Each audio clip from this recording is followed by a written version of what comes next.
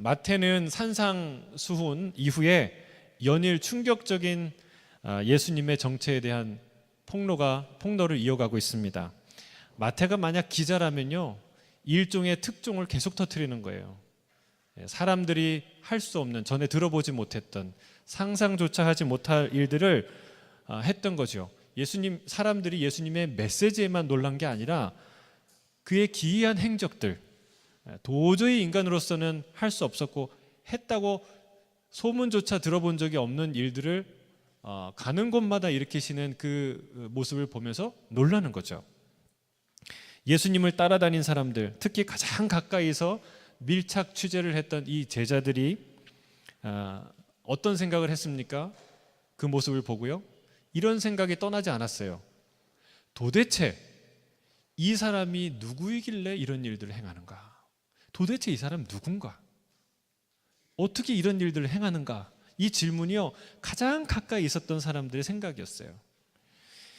8장에는요, 마태복음 8장에는 그저 신기하고 놀라운 일들을 행하시는 예수님을 주로 묘사했다면 9장, 오늘 본문 이 처음 부분에 아주 충격적이고 놀라운 예수님의 정체에 대해서 진일보한 아주 중요한 사건, 이야기가 선포되고 있습니다. 예수님이 한 중풍병자를 고쳐주실 뿐만 아니라 오늘 사건을 통해서 그분은 죄를 사하시는 권세를 가진 분이다 라는 것을 선포하고 있어요. 여러분, 이건 굉장히 중요해요. 이 말은요, 그분이 하나님의 대리자, 그리고 하나님의 권세, 하나님의 권능을 가진 자라는 뜻이에요.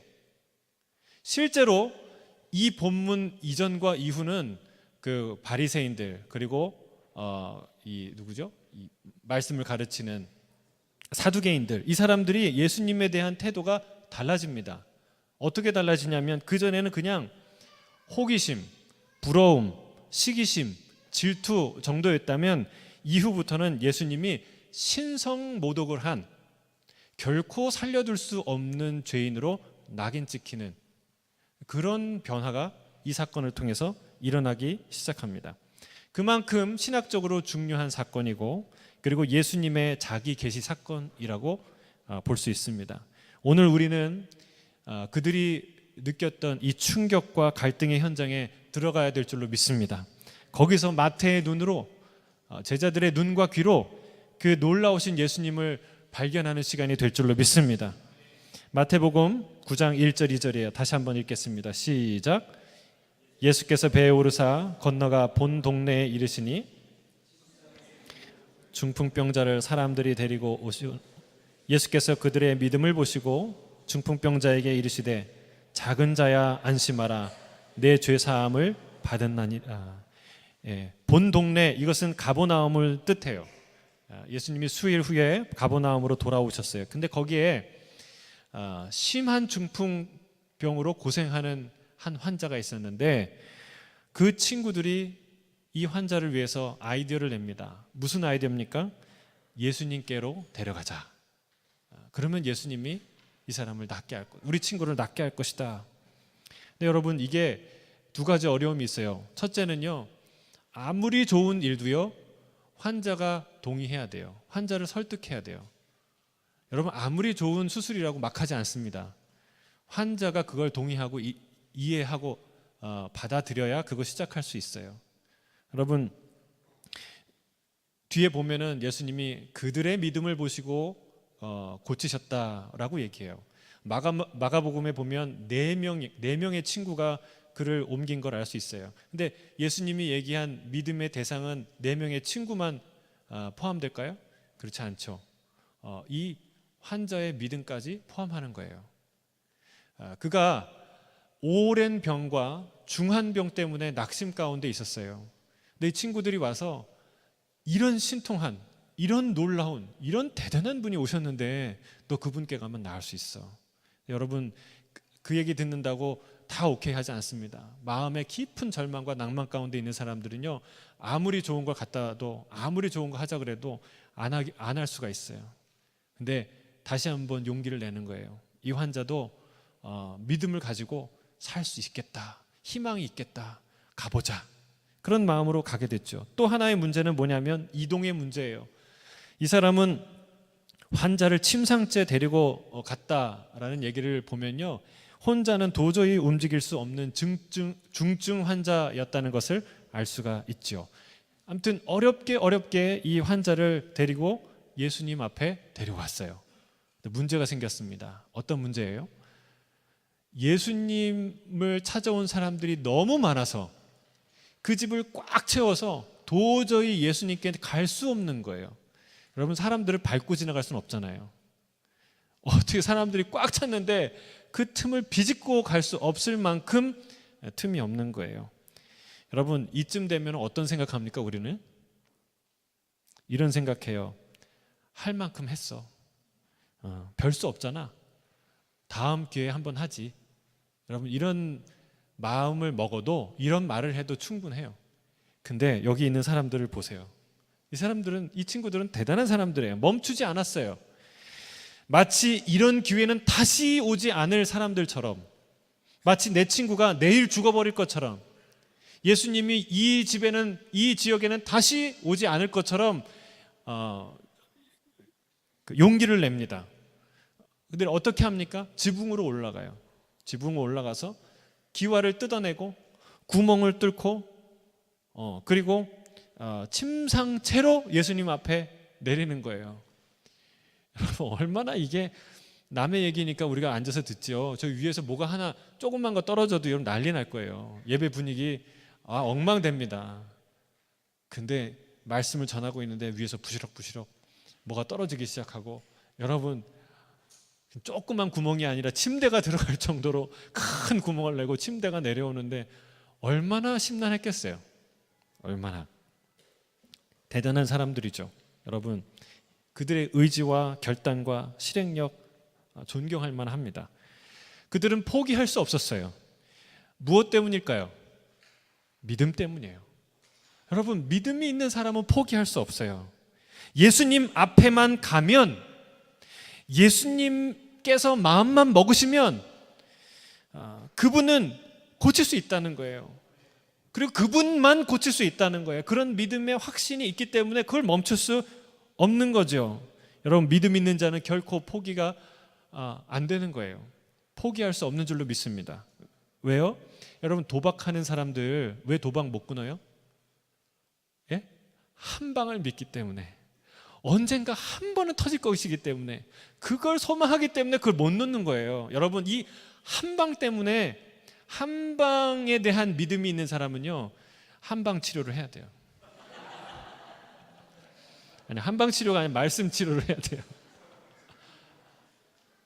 여러분, 이 한 방을 믿으면요, 그거 못 놔요. 결코 못 놓습니다.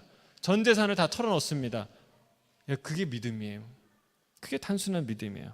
잘못된 믿음이지만, 여러분, 이들은 진짜 인생을 바꿀 한 방이 예수님께 있다는 믿음이 있었어요. 예수님께 한 방이 있다. 진짜 내 인생을 송두리째 바꿀 만한 한 방이 그분에게 있다. 그분에게만 있다. 라고 믿었기 때문에 멈출 수가 없는 것이죠. 여러분, 주님을 향한 이런 믿음이 있는 사람은 기도를 멈출 수 없을 줄로 믿습니다. 여러분, 어떻게 그분께 나아가는 걸음을 멈출 수가 있겠습니까? 그분을 향한 걸음을 멈출 수 없는 거죠. 왜? 거기에 치유가 있고, 거기에 구원이 있고, 거기에 능력이 있다는 것을 믿기 때문에 그렇습니다. 여러분, 주님이 말씀하세요. 저희의 믿음을 보시고 그리고 이 환자를 고치세요. 백부장의 믿음을 보시고 그 종을 고치셨죠. 여러분, 뭘 보셨다고요? 믿음. 여러분, 이게 믿음인데 어떤 믿음이에요? 이들의 믿음은 단순한 믿음이에요. 명확한 믿음이에요. 흔들리지 않는 믿음이죠. 백부장의 고백은 뭡니까? 내가 내 정도로 이것을 하라고 하면 이것을 하고, 저것을 하라고 하면 저것을 합니다. 내 부하에게 오라 하면 오고 가라 하면 갑니다. 놀라운 권세를 가지신 당신께서 낫게 병 나으라고 명령만 하면 나을 줄로 믿습니다. 그럼 얼마나 합리적이고 분명한 논리고 믿음입니까? 그렇죠? 여러분, 이게 믿음인 줄로 믿습니다. 단순하고 명확한 믿음. 이들의 믿음은 좌우로 치우치지 않고 정확하게 예수님을 향해, 하나님을 향해 돌진하는 믿음이에요. 마치 아이가 다치면요 어디 갑니까? 다치면 병원 갑니까? 다치면 옆집 아줌마 찾아갑니까? 아니에요. 무조건 문제가 있으면, 조그만 문제가 있으면 엄마하고 달려가요. 엄마한테 가는 거예요. 여러분, 그것과 같다는 거예요. 우리 인생에 문제가 있는데 믿음 있는 사람은 체면 안 차려요. 하나님께 달려가는데 체면 안 차려요. 나중에 하는 거 없어요. 주저하는 거 없어요. 초라한 모습으로라도 혹은 만신창이가 되었을지라도 여러분 주님 앞에 달려가요. 여러분, 초라한 모습으로 누구 앞에 서기가 쉽지 않습니다.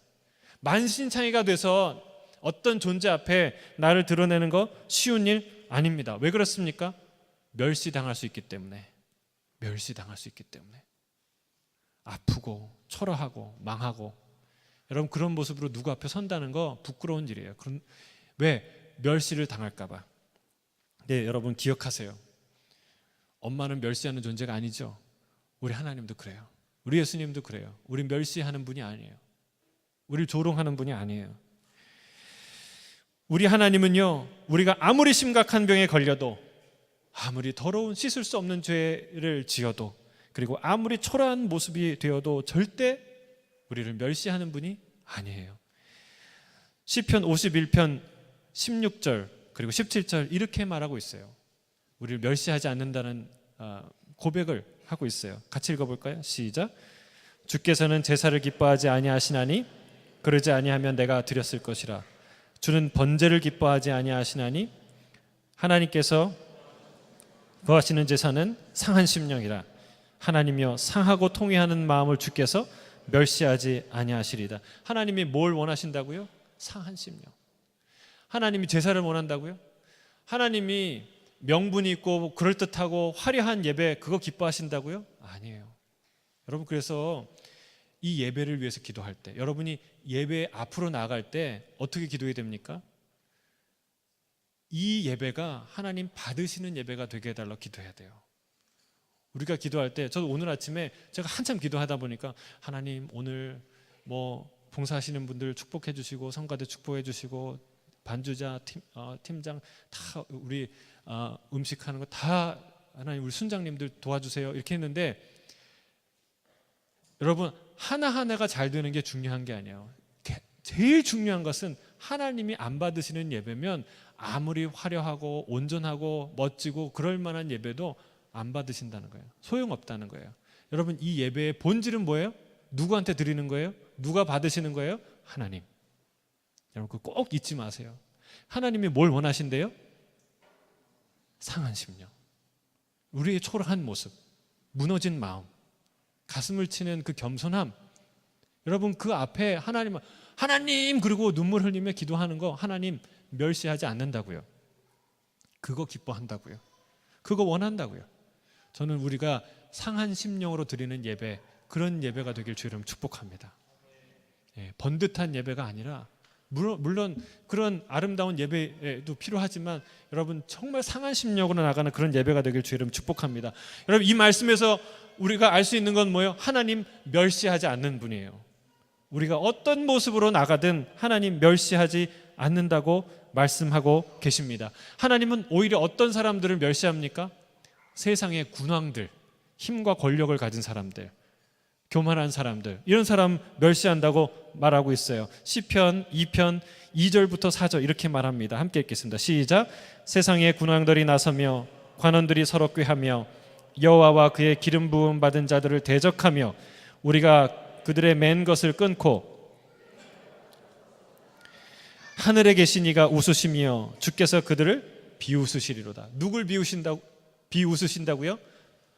세상의 군왕들, 힘이 있는 사람, 권력이 있는 사람, 교만한 사람, 가진 것이 많아서, 성취한 것이 많아서 하나님께 나갈 필요를 못 느끼는 사람, 하나님을 대적하는 사람, 하나님이 그런 사람을 비웃으시는, 멸시한다고 말하시고 계십니다.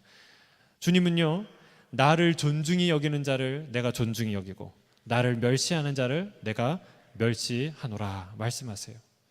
여러분, 상한 심령으로 가는 모든 자에게 하나님은 멸시하지 않고 사랑으로 받아주시고 축복하시는 줄로 믿습니다.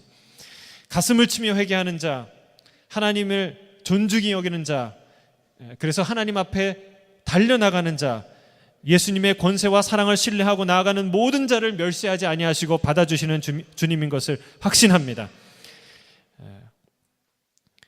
그게 바른 믿음이라는 거예요. 이런 믿음의 사람이 되길 주님 축복합니다. 근데 오늘 환자를 고치시면서 예수님이 특별한 말씀을 하세요. 병이 나았다고 선언하시는 것, 그게 아니라 뭐라고 얘기합니까? 내 죄가 사함받았다. 내 죄가 사함받았다 말씀하세요. 여러분, 몸이 아파서 자기 몸 고쳐달라고 나아간 사람한테 너의 죄를 사해주겠다라는 말이 반가운 말일까요? 별로 안 반가운 말일까요? 예? 안 반갑죠. 왜요? 첫째는 내가 원하는 치유가 그게 아니니까. 나는 몸이 낫는 걸 원하는데 아무리 좋은 말도 결국 내 몸이 안 낫는데, 그렇죠? 그게 우리의 마음이죠. 우리는 몸이 낫길 원해. 둘째는요, 아니 내가 환자인 거는 인정하겠는데 나를 죄인이라고 말하니까 이것도 속상한 일이에요. 예? 아니 내가 환자인 건 내가 인정하는데 네 죄를 사함받았다 그럼 내가 도대체 이 병이 죄 때문에 걸린 것인가? 내가 그럴 만한 죄인인가? 사실은 유쾌하지 않은 말이에요. 별로 기분 좋지 않은 말이죠. 그런데 주님은 다시 한번 여기서 분명하게 예수님의 마음을, 의지를 선포하고 있는 거예요. 우리 지지난주에 병자를 치유하되 예수님이 어디까지 치유하길 원하신다고요? 완전히, 깨끗이. 그래서 우리 안에 질병뿐만이 아니라 죄뿐만이 아니라 죽음이 사라지는, 정말 영원하고 완전하고 거룩한 그런 사람으로 살아나는 걸 주님이 원하신다는 거예요. 여러분 그거 꼭 기억하세요. 여러분이 회복되길 원하는 그 간절함보다 하나님이 여러분이 완전해지는 것을 바라는 그 간절함이 더 크다는 사실을 꼭 기억하시길 바랍니다. 여러분, 우리는 머리에 암이 있는데 그냥 두통약 달라고 하는 거예요. 머리 안 아프게만 해달라고. 근데 여러분, 진짜 의사는, 진짜 양심 있는 의사는, 진짜 명의는 머리에 암이 있는데 두통약 손에 쥐어지고 보내는 사람이 명의입니까? 아니죠. 병의 근원을 치유하는 것이 명의예요. 병의 근원을 치유하고자 하는 사람이 진짜 의사예요. 우리 주님은 진짜 치유자예요. 오늘 주님이 병 낫기를 원하는 자에게 얘기하는 거예요. 네 죄가 사함받았다. 여러분, 우리 병에 깊은 원인이 있다고 말씀하는 거예요. 우리가 병들고 아프고 죽게 되는 원인이 있어요. 엑스레이를 찍어도, CT 촬영해도, MRI를 찍어도 발견할 수 없는 내 인생의, 영혼의 몸에 암세포가 있는데 그것은 바로 죄라는 거예요. 죄. 예수님은 이 죄라는 시커먼 암덩어리를 꺼내주기 위해서 이 땅에 오셨고, 그것을 십자가에 처리하기 위해서 그 고난의 길을 걸어가고 계시고, 그리고 홀로 그 질병과 아픔을 스스로 짊어지고 그 길을 가시기 위해서 이 땅에 오셨다는 사실입니다. 여러분, 우리의 모든 질병과 죄가 예수님 어깨 위에, 십자가 위에 옮겨진 줄로 믿습니다. 마치 제물로 바쳐지는 어린 양에게 예배자가 그 제물을 드리는 자의 모든 죄가 전가되듯이 우리의 질병과 아픔과 고통과 죄악이 우리 예수님께 다 십자가 위에 쏟아진 줄로 믿습니다. 그래서 우리의 완전한 치유는 어디서 선포됩니까? 십자가에서 선포되는 거예요. 우리가 십자가를 붙들고 기도하며 우리가 나아갈 때 우리의 영혼과 육신과 인생이 치유되는 놀라운 역사가 일어날 줄로 믿습니다. 여러분, 이 깊은 신학적인 내용을 모르는 그냥 구약의 이야기들, 자신의 장로들의 전통만 알았던 이 서기관들이, 이걸 이해 못했던 서기관들이 예수님을 속으로 비난합니다. 3절이에요. 함께 읽겠습니다. 시작. 어떤 서기관들이 속으로 이르되 이 사람이 신성을 모독하도다. 여러분, 어떻게 인간이 죄를 사합니까? 그거는 불가능한 일이죠. 죄를 사하실 수 있는 분은 오직 하나님이죠. 근데 유대인은 여기까지는 이해했어요. 근데 현대인들은, 이방인인 우리는 사실 이 부분을 이해하기가 쉽진 않아요. 이 부분까지도 이해하기가 쉽지 않아요. 불신자들은 이렇게 말합니다. 도대체 저 사람이 나한테 죄를 지었는데 왜 하나님이 용서해? 왜 하나님이 용서할 권리를 갖고 계셔? 여러분, 그 질문을 가지고 만든 영화가 밀양이죠. 영화 밀양. 하나밖에 없는 아들을 잃어버렸죠. 누군가 살해했어요. 그리고 그 죄인이 잡혀서 감옥에 갔는데 상실감에 절망하고 가슴 아프게 인생을 살던 이 여인이 그 지역의 밀양의 그 크리스찬들, 기독교인들을 통해서 회복이 되고 교회 생활을 하게 되고 은혜를 받게 되고 그리고 원수를 사랑하는 말씀을 접하게 되었어요. 그래서 용기를 냈어요. 내가 원수를 용서하리라. 그리고 어느 날은 마음을 먹고 이 자기 아들을 죽인 살인자를 만나러, 용서하러 교도소에 갑니다. 근데 그동안 살아왔던 얘기 몇 마디를 나누는데 이 죄인의 얼굴이 너무 평안한 거예요. 그 죄인이 뭐라고 얘기하냐면, 당신도 예수님을 만났습니까? 저도 이 감옥에서 하나님을 만났어요.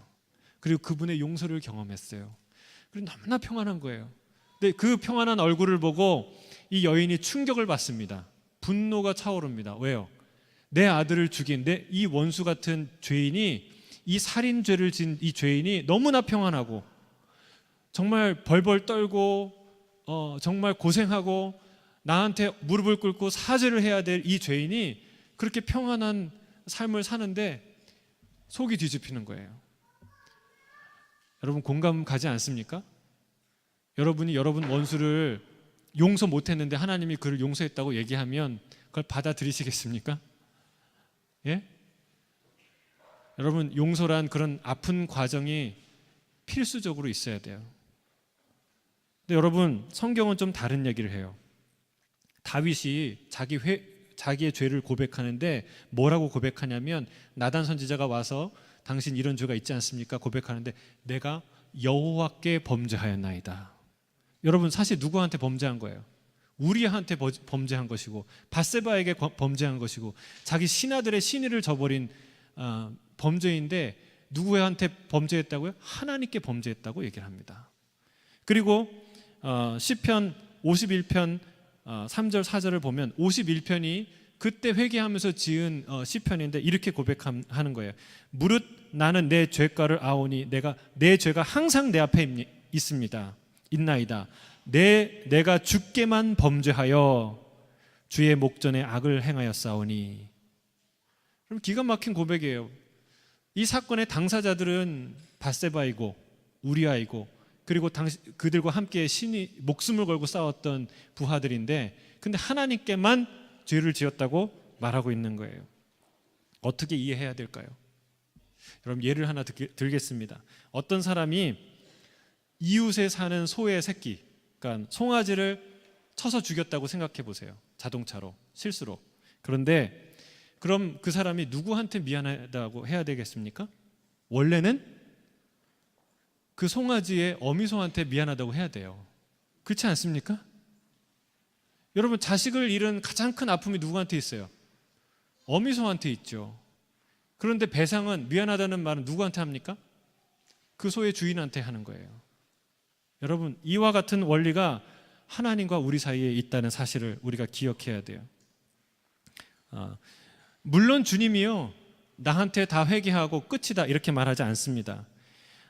성경에도요, 절도나 상해를 범하면 반드시 가서 사죄하고 그리고 배상하라고 말씀하고 있어요. 그게 도리라고 말씀하고 있어요. 또 예배하기 전에 무슨 문제가 있으면 가서 화해하고 오라, 주님이 가르치고 계세요. 그러나 다윗의 고백처럼 우리의 죄가 주께만 있습니다 라는 말은 우리의 모든 범죄는 하나님을 향해, 하나님에 대한 죄다라는 고백이에요. 하나님을 향한 죄다라는 것이죠. 왜냐하면 모든 것이 하나님의 소유이기 때문에 그렇습니다. 우리는 하나님을 주님이라고 말하지 않습니까? 만왕의 왕이라고 하지 않습니까? 그게 그런 의미예요. 하나님의 소유를 범했으니 하나님께 죄를 짓는 것이고, 하나님의 법을 범했으니 하나님께로부터 벌을 받아야 하는 것이 우리의 실제 모습이다라는 것이죠. 그래서 성경은요, 가난한 자를 조롱하는 자는 그를 지으신 주를 멸시하는 자다라고 선언하고 있어요. 가난한 사람을 멸시했는데 그 사람한테 미안한 게 아니라 그를 지으신 하나님을 멸시하고 조롱한 거다라고 말한다는 사실이에요. 여러분, 우리는 누구한테 죄를 지은 거예요? 이웃에게 죄를 지었어도 하나님께 죄를 지은 거예요. 누구의 법을 범한 거예요? 하나님의 법을 범한 거예요. 누구의 용서를 받아야 돼요? 하나님으로부터 용서를 받아야 된다는 사실이에요. 여러분, 이런 맥락을 보면 하나님께로부터 죄를 용서받는 것 맞아요. 그리고 하나님만 우리를 용서하는 것 맞아요. 근데 이런 이해를 갖고 있는 서기관의 이야기는 나쁜 게 아니에요. 타당한 지적이에요. 그런데 주님이 이렇게 말해요. 그들을 향해서 4절입니다. 함께 읽겠습니다. 시작. 예수께서 그 생각을 아시고 이르시되 너희가 어찌하여 마음에 악한 생각을 하느냐. 여러분들, 근데 그 생각이 맞는 말이긴 한데 악한 생각이라고 말씀하고 계세요. 여러분, 우리가요 기억해야 될 게 있어요. 말은 맞는데 실상 내용이 맞지 않는 그런 말을 많이 한다는 거예요. 욥기를 한번 보세요. 욥기를 읽을 때마다 제가 헷갈리는 게 누구 말이 맞는지 모르겠어요. 다 옳은 말을 하는 것 같아요. 욥의 친구들이요 얼마나 신학적인 얘기를 하는지 몰라요. 우리가 잘 아는 말 중에 내 시작은 미약하였으나 내 나중은 창대하리라. 이거 누가 한 말인 줄 아세요? 욥을 비난하고 정죄하는 욥의 친구가 한 말이에요. 정말 다 옳은 말 같아요. 어디다 밑줄을 그어야 되는지, 무엇을 전해야 될지, 여러분 무엇을 인용해야 될지 헷갈리는 게 바로 욥기의 욥기죠. 여러분 그거 아세요? 욥이요 그들이 아무리 옳은 말을 하는 것 같아도 너희가 나를 쳐서 나를 모함한다, 나를 정죄한다. 하나님이 나타나셔서요 그들을 정죄했어요. 욥이 너희를 위해서 기도하지 않으면 내가 결코 너희를 용서하지 않겠다. 욥이 그들을 위해 제사를 드리고 기도를 드린 이후에 하나님이 용서해요. 여러분 그 욥기를 가만히 잘 들어보세요. 맞는 말을 하는 자가 정의로운 자가 아니라는 사실을 알 수가 있어요. 그들에게 진정 정의라면 반드시 있어야 될 긍휼도 없고 자비도 없고 의로움도 그들에게 없었어요. 그들에게 있는 건 그저 논리만 있었을 뿐이에요. 정의로운 자는 정의를 말하죠. 그러나 정의를 말하는 자가 결코 다 정의로운 자가 아니라는 것을 우리가 반드시 알아야 하는 거예요. 예수님은 서기관들에게 옳은 생각을 하는 그 생각 자체는 옳지요. 그러나 그들에게 이렇게 말합니다. 너희가 어찌하여 마음에 악한 생각을 하느냐라고 지적하십니다.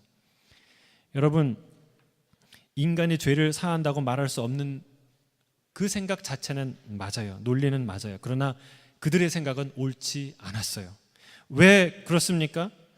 그 생각은요 하나님을 사랑하고 말씀을 사랑하는 데서 온 판단이 생각이 아니기 때문에 그렇습니다. 오히려 예수님을 대적하고 미워하는 마음에서 온 것이기 때문에 그렇습니다. 그들은 애초부터 예수님이 하나님으로부터 온 분이라는 증거를 얻기 위해 쫓아다니고 말씀을 열심히 들은 것이 아니라 정반대의 생각, 곧 예수님의 약점을 잡기 위해서 예수님을 믿어야 하는 이유가 아니라 예수님을 믿지 않아도 되는, 아니 예수님을 믿지 말아야 될 이유를 찾기 위해서 예수님을 쫓아다녔기 때문에 그렇습니다. 그런 생각을 하다가 아하 옳거니 하고 붙잡은 게 바로 이거라는 거예요. 여러분 실은요 그렇게 예수님 따라다니는 사람 많이 있어요. 이 자리에도 있는지 몰라요. 예수님 약점 잡기 위해서, 교회 안 나와도 되는 이유를 찾기 위해서, 예수님 정말 믿는 게 얼마나 말도 안 되는지를 찾기 위해서 들어보는 사람 많아요. 여러분 그런 사람들 중에도 진짜 예수님 만나는 기적이 일어날 줄로 믿습니다. 최근에 나온 영화 예수는 역사다, 거기에 실제 스토리를 배경으로 만든 영화인데 리 스트로베리라는 기자, 시카고 트리뷴지의 유능한 기자였는데 그는 예수가 가짜다, 이건 말도 안 되는 가짜다를 취재하기 위해서 열심히 목숨 걸고 취재했어요. 그러다 누굴 만납니까? 살아계신 예수님 만나요. 이건 반박할 수 없는 이런 확실한 사건이었다는 걸 깨닫게 돼요. 예수님은 살아계신 역사였다는 것을 알게 돼요. 우리 한국에도 그와 비슷한 분이 계시죠. 조정민 목사님. 그분은 MBC 아나운서를 하고 유명한 기자였는데 아내가 내 아내를 광신자로 만든 그 교회를 뉴스데스크의 그 고발 프로그램에 고발하기 위해서 교회 나갔다가 예수님 만나고 나갔는데 그냥 찬양을 하는데 눈물이 나더래요. 그냥 눈물이 추르르 나. 그래서 예수님 만났어요. 여러분 최근에 또 보니까 어떤 울산대 법학 교수가 그 사람이 전적이 교회를 공격하고 교회를 무너뜨리기 위해서 사명을 갖고 그렇게 그런 활동을 하던 사람이 어느 날 하나님의 강권적인 은혜로 예수님을 만나고 지금은 예수님 얘기만 하면 눈물 흘리더라고요. 간증을 보는데 예수님 하면은 눈물 흘려요. 자기 미쳤대요. 예수님께 미쳤대요. 여러분 그런 놀라운 역사가 오늘 이 시간 이 시드니 땅에도 일어날 줄로 믿습니다. 근데 우리 중에도요, 내가 예수님 믿지 말아야 되고 교회 안 가도 되고 교회 안 가야 되는 이유를 찾기 위해서 이 자리에 있는 사람이 계신 줄로 믿습니다. 저는 그 사람들에게 반드시 살아계시는 진짜 예수님이 임하기를 주의 이름으로 축복합니다. 명분을 찾던 서기관들에게 드디어 예수님을 참남한 죄인으로 만들 명분이 생긴 거예요. 만약 그들이 진짜 하나님의 아들인 이유, 하나님이 보내신 사람의 이유를 찾는 마음이 있었다면 여러분 오늘 이 선언은 명백한 증거가 되는 거예요. 내가 죄인을 용서하는 권세를 가진 사람이다 이 얘기했을 때 저분은 죄를 용서하실 수 있는 분이구나 라고 받아들이는 사람이 있는가 하면 뭐라고? 사람이 죄를 용서한다고? 라고 받아들이는 사람이 있다는 사실이에요. 여러분 후자가 되지 말고 전자가 되길 주의 이름으로 축복합니다.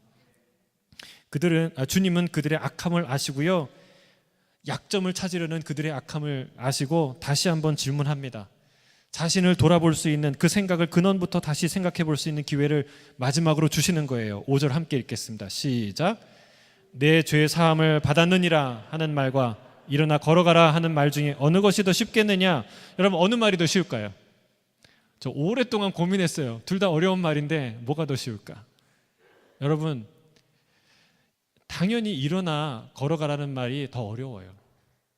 내 죄를 사했다는 말이 쉬워요. 왜 그렇습니까? 우리는 신학적인 지식이 이미 있기 때문에 죄를 사한다는 말 자체가 너무너무 어려운 거라고 알 수 있어요. 그런데 말 자체만 두고 비교하자면 내 죄 사함 받았단 말이 훨씬 쉬워요. 왜 그렇습니까? 그건 거기서 끝나니까.